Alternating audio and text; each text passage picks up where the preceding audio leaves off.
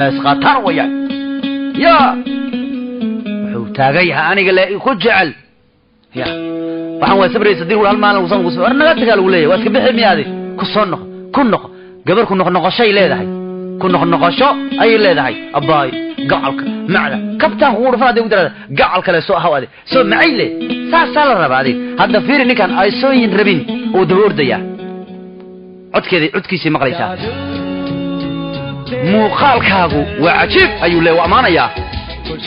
jirkaaguna waa mid aad u udgoon si codka raadinaysa meesha lagu dhamaano raadinaysa muuqaalkaagu waa mid aad u cajiiba jirkaaguna waa mid aad u udgoon gabar yahay wama raadinaysa ninka amaanoyo diida ama yeesha yani hada ama ma yidhaahda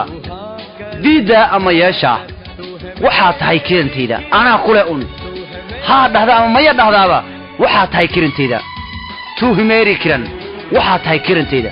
ama idid ama igayeesha ha idhaada ama may idhaada jacayl ugu diida kirintayda leeyahay xoog wa jacayl waalanwa sharuqana waalanaya awada jacayl waalanaya filinka wajilininkan balag bustro filinkan noqday xataa wax kale uu noqday waqtiga ya faashan istaxdi ya gabadha waraadina sinka amaanayo waxa tahay sawirka riyadayda waxaas amaan aad socota sawirka riyadayda baa tahay waxa tahay qadarkayga yani midii aniga la qoray baa tahay waxa tahay sawirka riyadayda yani midda habeenkii aan muuqaalkayga qoriyada baa tahay waxa tahay qadarkayga yani midii aniga la qoray marna ma ogolaanayo inuu qof kale ku lahaado adigu waxaan samayn doonaa wax walba aan ku joojinay inay taas u dhacdo anigu waxaan ahay jacayl waalan diida ama yeesha diida oo yeesha waxa tahay kirantayda ha dhahdaa ama mayay dhahdaa anaa ku leh cid kale kuma lahan karto gabar yahay jacayl baan ku soo bandhigtay hada digadi taxta ana ku leh hada aqbasha aan la ku leh laba goor baan ku leh waa macna diida ama yeesha waxa tahay kirantayda ya taas kan Maxamed Gotor ya sharuqana cawadaya gabadh asiiradinu samcano wa amaanaya idin uma jido sharuqana filkan wajiri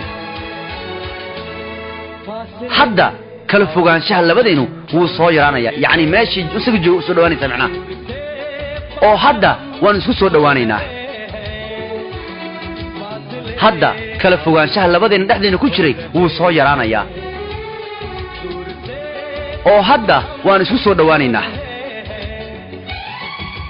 ilaah baan ku weydiisay inuu ikaasiyo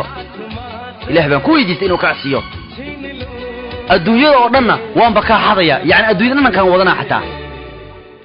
diida oo yeesha diida oo yeesha waxa tahay kirantayda muuqaalkaagu waa cajiib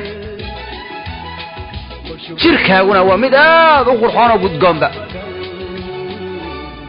diidao ama yeesha diidao ama yeesha tuhmeeri kiran